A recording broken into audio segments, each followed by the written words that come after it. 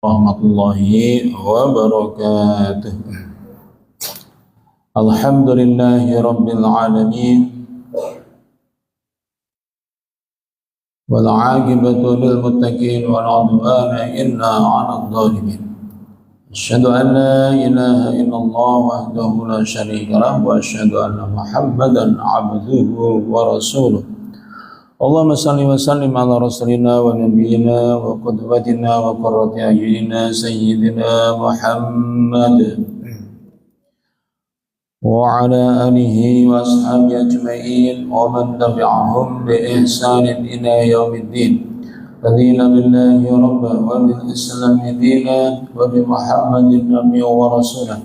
Rabbana zidna ilma warzuqna rahmah. Allahumma inna nas'aluka ilman nafi'an ورزقا طيبا وعملا متقبلا اللهم إنا على ذكرك وشكرك وحسن عبادتك اللهم اشرح صدورنا بفيض الإيمان بك وجميل توكل عليك وأحينا بمعرفتك وأمتنا على الشهادة بسبيلك إنك نعم المولى ونعم النصير اللهم آمين. Bapak sekalian, mari kita awali, kita buka kembali ngaji kita fikih sunnah dengan basmalah. Bismillahirrahmanirrahim. Alhamdulillah, Bapak sekalian, mari kita syukuri bersama.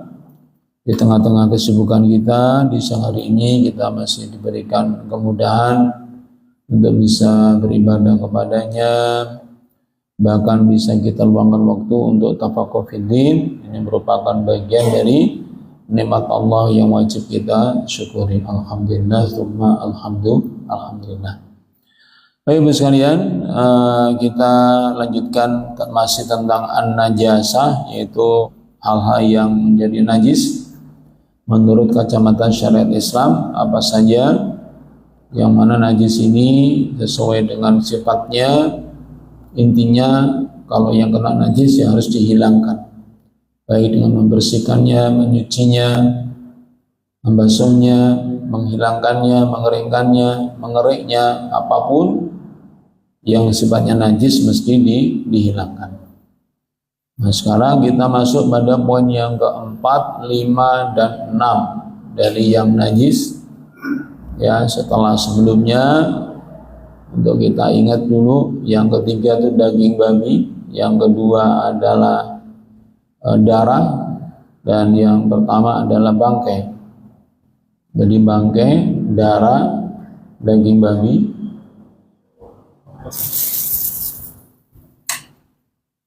Belum bisa.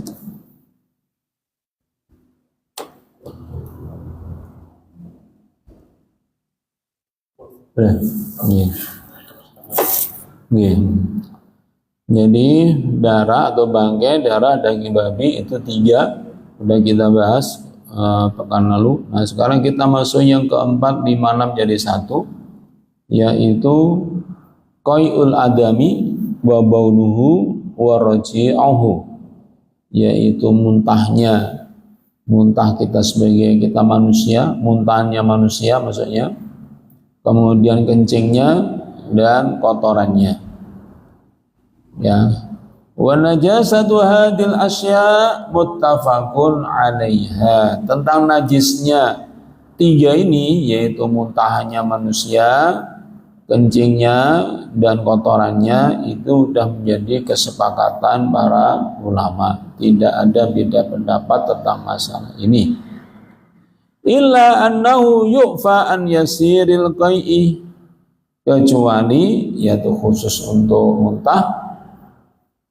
Pembahasannya, kalau muntahnya sedikit, ya kita muntah sedikit, maka itu dimaafkan. 1. Muntah kalau sedikit, ya ukuran sedikit banyak, ya silakan dipikir sendiri, dirasakan sendiri kira-kira segini itu banyak apakah sedikit, karena tidak ada ukurannya. Ya, tapi kalau namanya orang sedikit, ya itu dimaafkan. Arti dimaafkan apa? Misalnya kalau menempel di baju, tidak sampai kita bersihkan, menempel di kulit tidak sampai bersih, kalau sedikit itu dimaafkan. Tapi kalau banyak, ya, dan banyak itu saya kira kita semua udah tahu lah banyaknya seberapa, maka kalau baju ya harus dicuci. Sedang kalau nempel terkena di badan kita, ya harus kita hilangkan, kita bersihkan sampai hilang, gitu ya. Itu untuk muntah. Wa yukhaffafu fi bali sabi alladhi lam ya'kul at-ta'ama. Sedangkan untuk kencing itu ada pembahasan juga, yaitu apa? Kalau kencingnya itu anak kecil yang belum makan apa-apa kecuali ASI, air susu ibunya saja, sedangkan konsumsi lain dia belum ada, ya, umurnya berapapun, ya, mau setahun mau 2 tahun, kalau emang dia itu memang belum pernah masuk ke dalam mulutnya itu kecuali air susu ibunya, maka ini juga termasuk yang kencingnya dimaafkan. Yaitu apa? Yuktafa fi tadhirihi birrasyi. Ya, cukup ya cara menghilangkan najisnya itu, kencingnya itu cukup dipercikin dengan air saja. Gitu.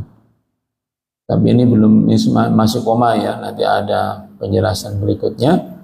Dasarnya apa? Di hadisi Ummi Qais radhiyallahu anha, anna adatin nabiyya sallallahu alaihi wasallam bibelin laha lam yablugh ayyakula ta'am. Dasarnya ada sahabiah yang bernama Ummu Qais radhiyallahu anha itu pernah mendatangi Nabi sallallahu alaihi wasallam dalam keadaan membawa bayinya laki-laki, yang mana bayi ini belum makan kecuali air susu dari ibunya. Kemudian wa anna bana dzaka bala fi hijrin Nabi sallallahu alaihi wasallam. Ketika Ummu Qais membawa mengajak putranya yang laki-laki yang masih minum ASI itu digendong oleh Nabi, akhirnya Nabi menggendongnya, pas gendong itu di pangkuannya bayinya itu kencing gitu. Maka kemudian fada'a Rasulullah sallallahu alaihi wasallam bima'in fanadhahu ala thawbihi. Maka kemudian Nabi meminta yaitu air untuk dipercikkan ke dalam atau kepada pakaian beliau yang terkena kencingnya anaknya siapa? Anaknya Ummu Qais tadi gitu. Walam yaghsilhu ghuslan, dan beliau tidak sampai mencucinya. Alias apa? Beliau hanya cukup apa? Memercikkan air saja. Kalau memercikkan air ini kan sebenarnya kan lebih kepada ritual ya, dalam arti ya tidak sungguh-sungguh hilang kan. Apa hubungannya memercikkan air dengan keberadaan kencingnya bayi? Kan nggak ada, kencingnya tetap kencing, maksudnya ya bekasnya tetap ada, dipercikin air ya tidak mungkin sampai mensucikan, maaf tidak mungkin sampai menghilangkan kan. Itu namanya bagian dari ibadah mahdhah ya. Itu ibadah mahdhah dalam arti ya sudah dijalankan saja. Jadi ketika kita memercikan air itu jangan sampai kita mikirnya itu, wah tapi kok kayaknya masih ada bekas kencingnya. Karena yang diperintahkan bukan menghilangkan bekas kencingnya, tapi apa? Memercikan air. Perintahnya kalau ada bayi laki-laki itu yang kencing, masih konsumsinya, nutrisinya hanya air susu ibunya, kalau dia mengencingi kena baju kita, kena tubuh kita, maka cukup dipercikin dengan air.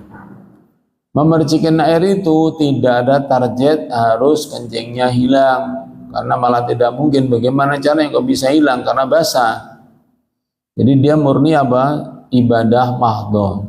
Ketika kita sudah memercikan air itu, maka status dari baju atau badan kita atau tempat sholat kita itu sudah namanya suci ya, walaupun zatnya masih ada. Itu namanya proses bersuci. Itu kenapa disebut ibadah mahdhah, karena memang beberapanya itu tidak selalu sesuai dengan akal sehat kita. Dalam arti apa? Kalau tujuannya membersihkan harusnya kan sampai hilang, sampai bersih, nyatanya tidak gitu. Dalam rangka apa? Dalam rangka untuk meringankan umatnya. Kalau sampai harus terkena kencing itu harus bersih sama sekali dan kering, maka itu akan memberatkan umatnya nanti gitu ya.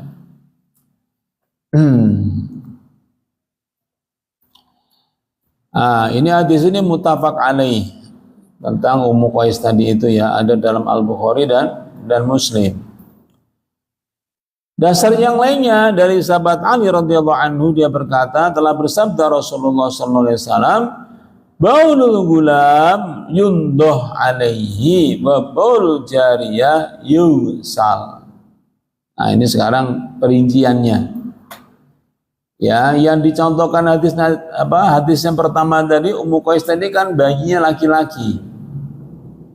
Jadi perlu diingatkan teknis tadi itu, kalau kena kencing bayi laki-laki, kena kencing bayi cukup dipercikin air itu syaratnya dua. Yang pertama apa? Yang pertama adalah konsumsinya hanya ASI saja. Yang kedua apa? Laki-laki. Adapun kalau bayi itu perempuan, meskipun dia itu konsumsinya itu baru ASI, tidak yang lainnya, maka cara membersihkannya atau mensucikan dari najisnya tersebut, wa baul jariyah yusal, yaitu dicuci, dihilangkan. Tidak cukup kalau hanya dipercikin dengan air. Misalnya kalau kena badan, ya berarti dibersihkan, dibasuh sampai hilang. Kalau kena baju, ya harus diganti, nggak bisa dipakai. Kalau kita cuci, apalagi kenanya banyak. Tapi kalau kenanya mungkin hanya ujungnya, misalnya yang kena misalnya hanya lengan baju yang kanan misalnya ini, maka ya masih bisa diselamatkan dengan cara apa?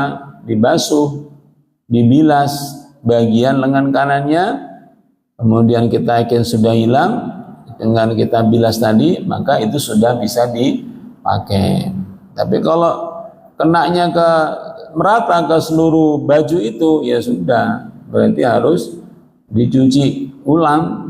Ya, kalau misalnya punya baju ya lain, mendingan kita ganti baju. Tapi kalau misalnya ternyata adanya itu, ya nggak apa-apa, langsung dibilas, dicelup di air, dibilas, kemudian dipakai. Setelah diperas semampunya, kalau emang adanya satu itu sudah memenuhi standar suci, gitu ya.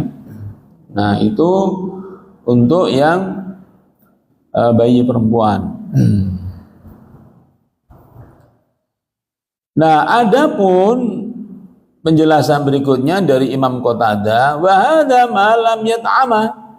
Penjelasan tadi itu dalam keadaan kalau keduanya itu belum makan kecuali air susu ibunya, gitu.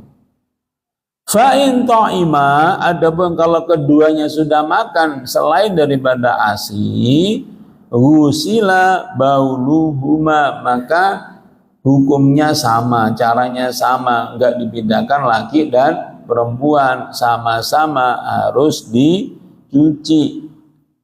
Ya, dicuci, tidak bisa dengan dipercikin air meskipun laki-laki tadi. Berarti ini perlu diketahui, perlu hati-hati ya, ibu-ibu yang masih ibu baru, maksudnya baru punya anak, ya, baru punya bayi, atau kita mungkin punya mantu, punya anak perempuan yang barusan melahirkan, tolong diajari, diingatkan tentang masalah ini. Ya gampang-gampang susah, dibilang ringan ya ringan, dibilang berat ya berat, gitu. Jadi patokan pertamanya lihat dulu baiknya laki atau perempuan, nah, gitu ya. Ada baiknya jenengan kalau misalnya diundang akikah misalnya ya, mumpung ketemu, yaitu titip pesan kepada yang duwe gawe, selain ucapin selamat juga diingatkan masalah ringan-ringan seperti ini. Kalau misalnya disuruh ceramah, ya sebaiknya ada disisipkan selain bicara mengenai pentingnya akikah, kemudian memberi nama, kemudian harapan besar untuk masa depan umat, ya, yang nggak kalah pentingnya juga mengingatkan bab tentang najis ini. Nanti kalau kencing bagaimana, diingat-ingat konsumsinya bagaimana, masih ASI murni apakah sudah dicampur dengan yang lain. Nah, itu.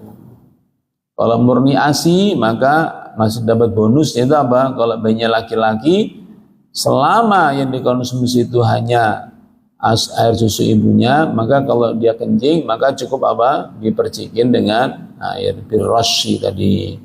Tetapi kalau ternyata sudah makan selain daripada ASI itu, ya, atau mungkin untuk jaga-jaga nyari gampangnya, wis anggap aja daripada saya lupa-lupa ingat, wis anggap aja anak saya ini sudah makan selain daripada ASI, misalnya begitu. Ya sudah, mau laki perempuan, mau usia berapapun, masih seminggu, masih 2 minggu, masih sebulan, ya udah, berarti setiap kencing maka dia harus dicuci.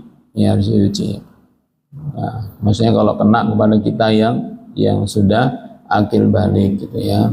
Baik. Nah, kemudian ini hadis riwayat Ahmad dan ini lafalnya, dan juga oleh Imam Ashabus Sunan kecuali Imam An-Nasa'i. Berkata Al-Hafidh Ibnu Hajar Al-Asqalani dalam kitab Fathul Barinya, "Isnaduhu sahih." Hadis ini sanadnya sahih. Tsumma anna nadha innama yujzi'u ma dama sabiyyu yaktasiru ala radha. Kemudian sesungguhnya percikan itu hanya mencukupi selama anak bayi tersebut ada masih menyusui. Ini penjelasan tambahannya ya. Maksudnya dalil yang lain yang serupa. Amma idza akala ta'am ala jihati taghdiyah fa innahu yajibul ghuslu ila khilafin. Jadi sama ya, adapun kalau dia sudah makan selain daripada ASI maka dia sudah wajib untuk dibasuh atau dicuci sampai hilang bekasnya. Nah, pertanyaan berikutnya adalah kenapa kok dibedakan laki sama perempuan? Mungkin ada yang bertanya-tanya, kenapa sih kok laki-laki lebih dimudahkan asalkan belum makan selain ASI dia masih cukup dipercikin aja. Sedangkan kalau perempuan kok tidak, langsung baunya walaupun belum makan apapun kecuali ASI, kalau perempuan ya harus dibasuh atau dicuci. Maka beliau menjawab, yaitu Syekh Sabik menjawab walaupun bukan pasti ya, la'alla sababa rukhsa fil iktifa binathihi walu annas bihamnihi al-mufdi ila kathrati baulihi alaihim. Karena di waktu itu, di zaman Nabi, awal-awal Islam, itu bisa dikatakan bahwa nah laki-laki itu kebanggaan dibandingkan anak perempuan. Maksudnya kalau lahiran laki-laki itu kayak kebanggaan, senang, akan banyak diviralkan mungkin bahasa kita sekarang. Bangga kalau banyak yang tahu kalau ternyata lahir anak laki-laki. Implikasinya apa? Implikasinya itu juga disenangi juga sama yang lain. Yang lain kalau dengar lahir bayi laki-laki itu juga ikut bergembira gitu, berbangga juga gitu. Maka kemudian akhirnya apa?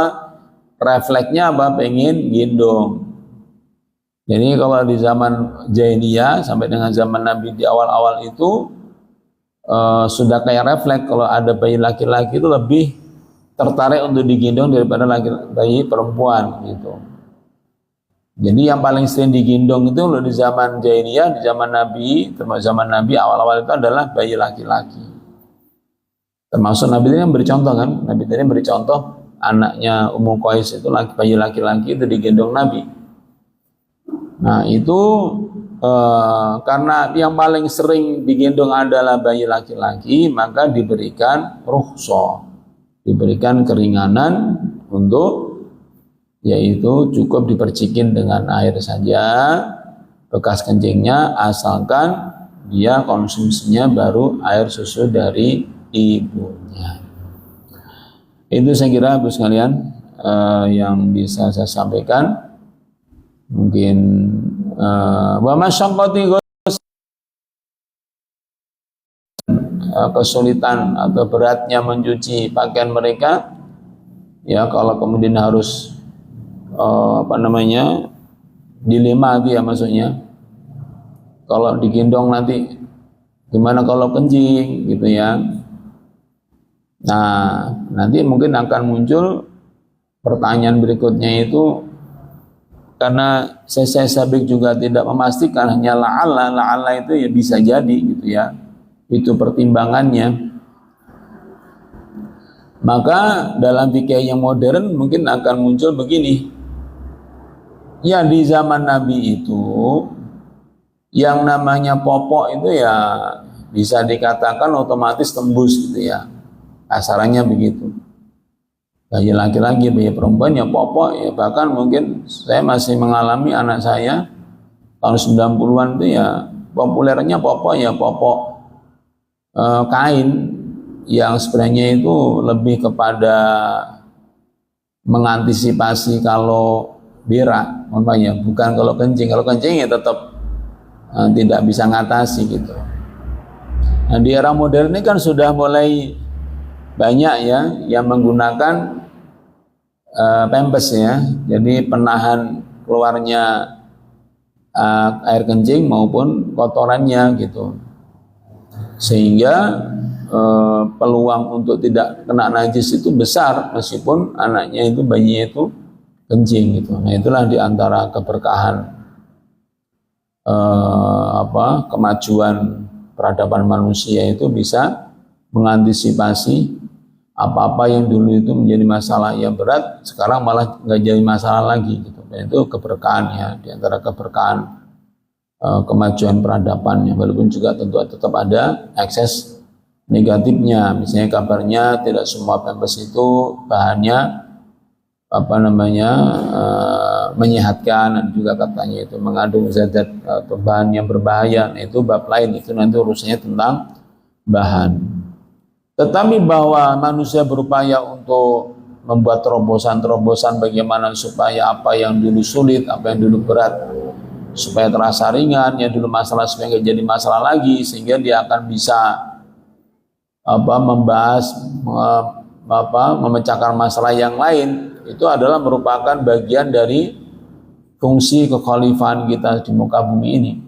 Bagaimana supaya apa yang jadi masalah itu semakin nggak jadi masalah, sehingga akan yang ditangani ya masalah yang lain yang lebih rumit, yang lebih besar, yang lebih berat gitu ya. Dan saya kira sekarang udah, kalau dihitung tahun 90-an aja, tahun 80 misalnya dengan tahun sekarang atau 50 tahun yang lalu, itu yang dulu jadi masalah sekarang udah nggak jadi masalah, itu kan banyak sekali hal yang dulu jadi masalah sekarang udah nggak ada masalah lagi.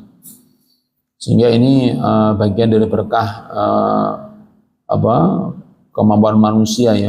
Kenapa Allah menciptakan manusia itu menjadi khalifah, menjadi sebaik-baiknya makhluk, itu salah satunya karena kemampuannya yang luar biasa untuk beradaptasi dengan alam sekitarnya, dalam arti bagaimana dia berupaya untuk supaya tetap bisa eksis di tengah-tengah kesulitan hidupnya gitu ya, atau tantangan kehidupannya. Demikian saya kira. Ada yang mau ditanyakan? Saya persilakan. Monggo. Nggih. Kesimpulan yang perlu dipahami bahwasanya satu antara yang dipersegi sama dicuci. Iya. Yang dipersegi adalah yang minum susu Saja. kalau yang cuci Dan laki-laki. laki-laki, Ya. kecuali perempuan dicuci. Ya, betul. Sedangkan yang itu bagi laki-laki dan perempuan yang sudah makan, Betul. Selain ASI. apa lagi kalau yang Ya, betul. jadi lebih banyak yang dicuci daripada yang dicuci. Iya, betul. Betul sekali. Jadi rukhsah, keringanan untuk dirosi atau dipercikin itu terbatas banget. Makanya kalau mau gampangannya daripada rumit, ya sudah, pokoknya anggap aja sudah makan selain daripada asinya, misalnya anggapnya begitu.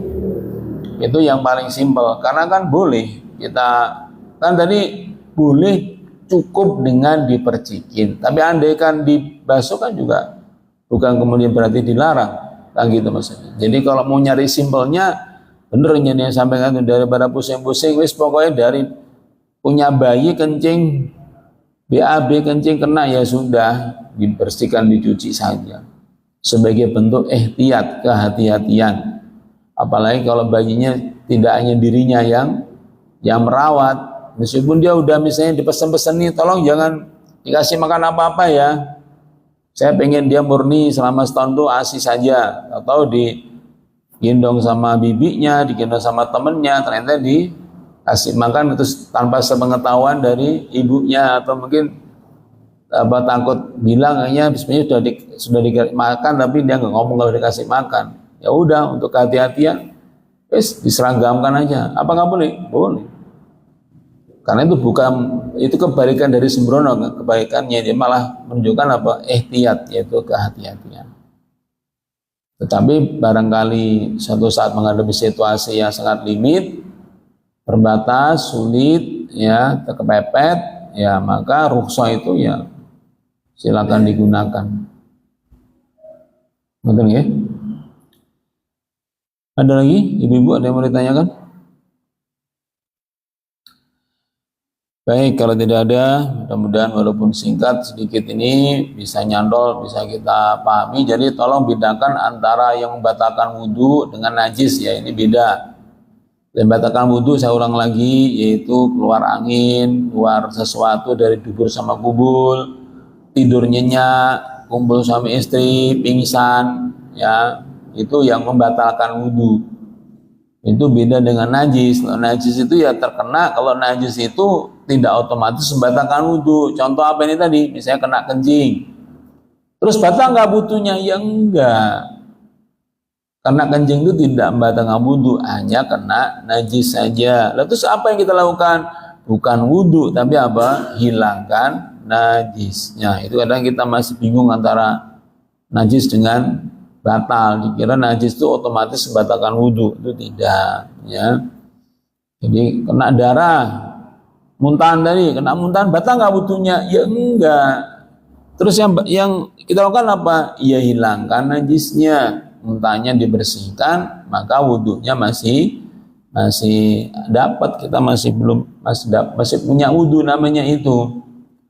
Nah, kecuali kalau kita emang belum punya wudhu, ya sudah belum punya wudhu, kena najis, ya sudah dua-duanya. Mungkin karena itu, mungkin dikira caranya kalau ada kena najis harus wudhu itu mungkin dia ngelihat prakteknya orang itu habis membersihkan najisnya terus dia wudhu. Padahal wudhunya bukan karena kena najis, tapi karena apa ya? Memang dia belum punya wudhu sebelumnya, udah batal, misalnya kentut atau bagaimana, kencing misalnya.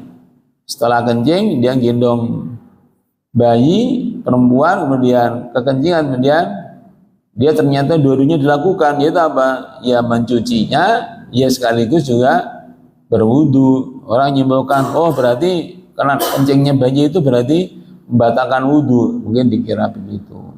Ya, sekali lagi bukan demikian. Wallahu a'lam bishawab. Kita tutup dengan doa.